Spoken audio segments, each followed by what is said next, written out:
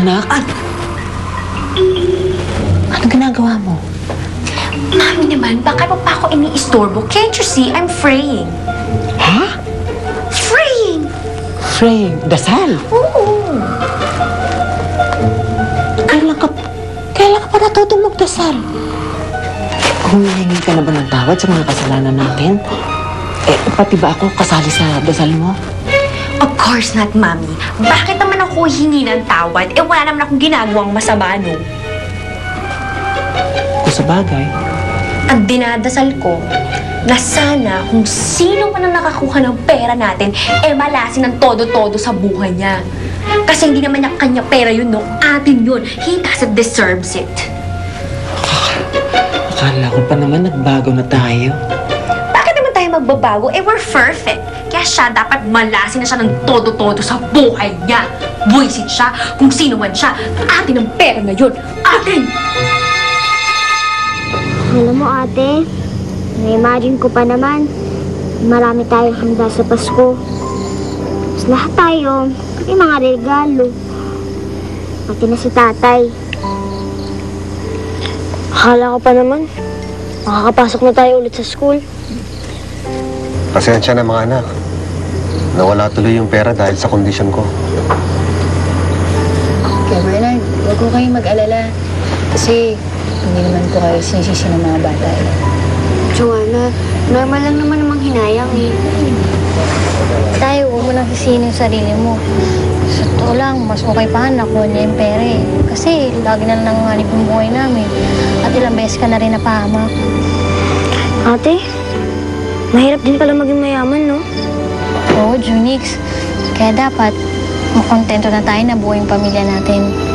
Basta buong pamilya, kaya natin ang lahat. Tama ka, Emily. Ay, ang sweet naman. Pwedeng pa-join? Ay, hug!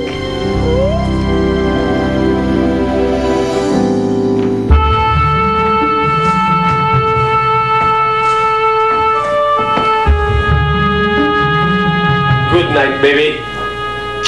I'll see you tomorrow.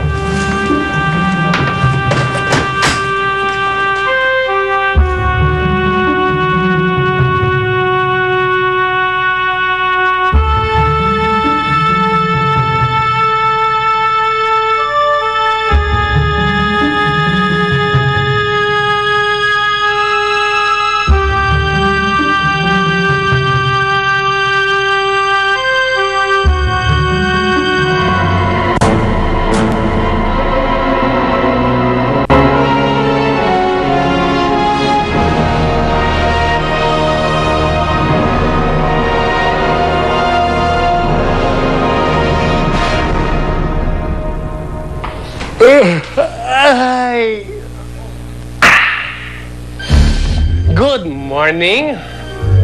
Good morning, baby.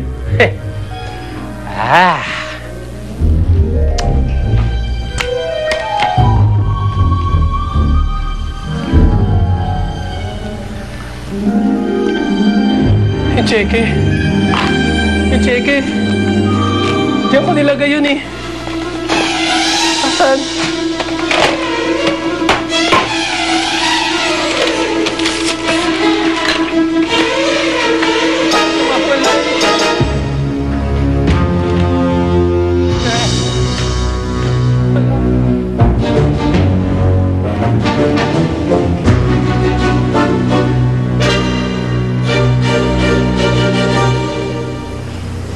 Kain na.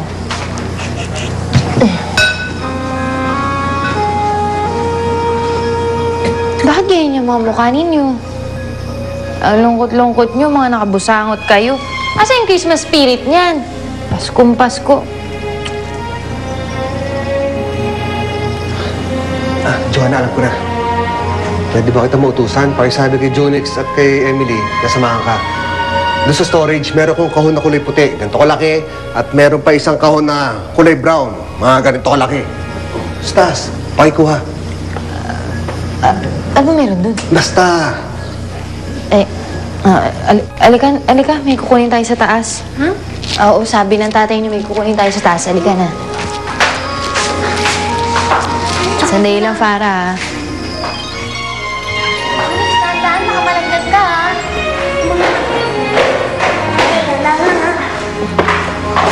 Yan! Mismo! Yan yung kauna yung nahanap ko. Mabuti na lang hindi binenta ni Daisy yan. Ate, ang luma nating Christmas decors. Tama, anak. Joanna, pwede bang pakialala sa mga anak ko kung gaano kami kasaya tuwing Pasko? Ano, Junix? Mabigat ba? Dito, malakas yata to. Okay, sige. Tay, nandito na kami! Oh, Nay! Oh, Nay! Ang dami yan, ah! Ay, madami talaga to dahil talagang magluluto kami ngayon. Lahat ng specialty ko, lulutuin ko. Ano po? Pakita nga, ano ba yan? Ay, marami ito. Okay, umpisahan natin, ha? Ito ang mangyayari. Tatay, Junix, kayo ang in charge sa Christmas decor at saka sa mga ilaw. Present. Present. Nanay, Emily, tayo ang in charge sa food. Yes, ma'am. Para ikaw ang in charge sa mga gift bags. Okay? Okay, mag-umpisa na tayo. Let's start. Okay, come on, come on. Bye, bye, bye! Okay, let's go. Halina.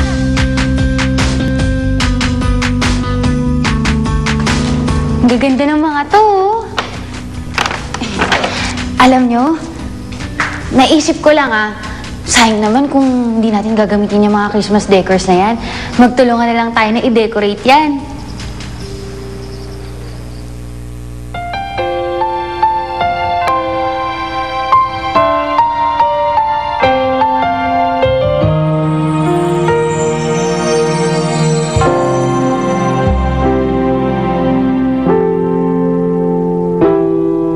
Ngayon naman magpapasko nang wala ka. Pilit ko man pasahin ng mga anak ko. Hindi ko magawa dahil iba pa rin pag nandiyan ka. Marcela, miss na kita.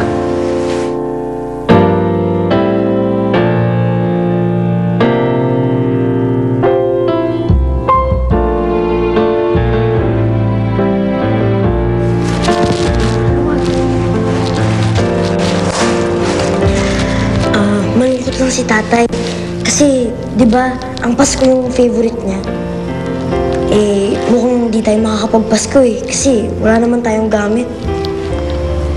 Eh, nandito pa naman yung Christmas tree natin, ah. Tama si Farah.